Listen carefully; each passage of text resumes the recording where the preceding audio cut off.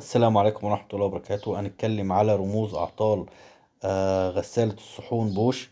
ومعنى كل رمز فيهم. أول رمز معانا E0.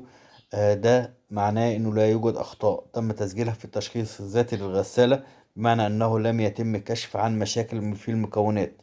فعند الدخول في وضع الفحص الذاتي واستيراد رموز الأخطاء المحفوظة في ذاكرة التحكم، يتم عرض E0.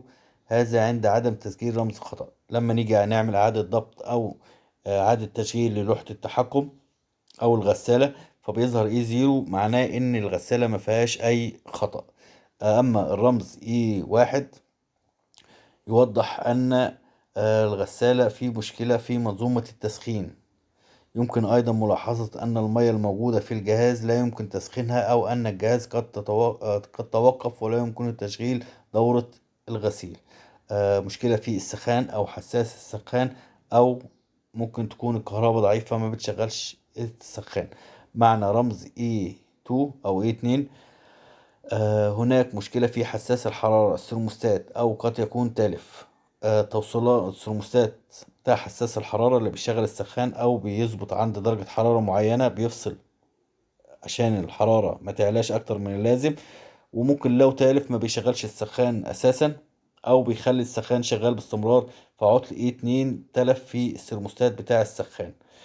مشكلة في تشغيل السخان في الجهاز، والحل للمشكلة يتم فحص الثرموستات باستخدام الأمويتر أو الأفوميتر واستبداله إذا كان تالف. وأيضا يجب فحص الوصلات السلكية الخاصة بالحساس، فقد يتكون هذه المشكلة. معنى رمز E3: مشكلة في سحب المياه في الغسالة. قد يكون السبب في ذلك إغلاق محبس الماء المغذي للغسالة، أو أن مصفاة صمام دخول الماء مسدودة. طبعا بنقفل الحنفية بنتأكد من صمام المياه، أو المصفاة اللي بتكون داخل صمام المياه ما فيهاش أي رواسب أو حاجة سدها، وهنا يتم إخراجها وتنظيفها لتسمح بدخول الماء. ومن الوارد أيضا أن يكون صمام دخول المياه نفسه تالف، أو هناك فصل في التوصيلات السلكية الخاصة بالصمام.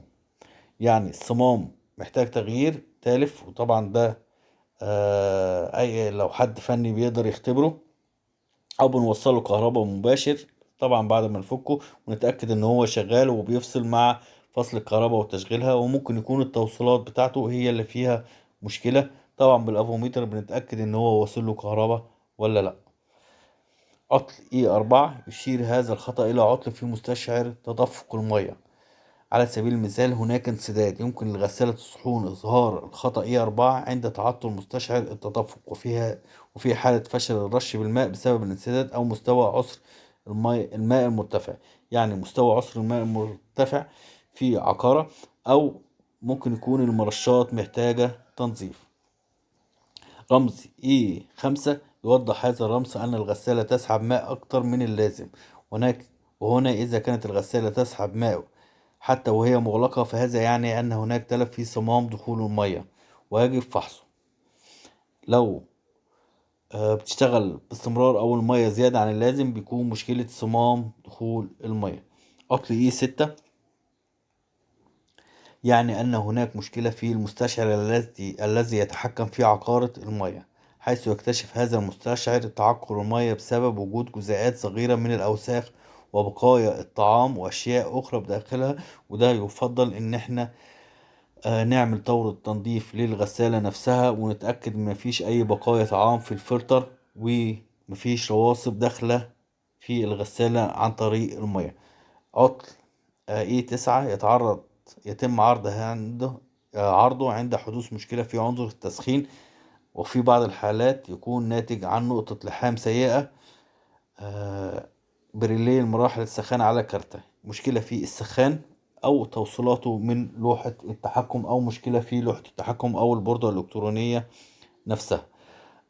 في ملحوظة: هذه بعض رموز أعطال غسالة الصحون بوش. ويمكن أيضا الاستفادة من مصدر الموضوع، حيث سيجد في العديد من رموز الأعطال الأخرى بغسالة الصحون بوش.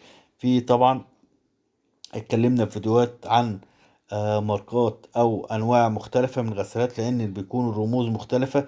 فلو ظهر رمز مش موجود في الرموز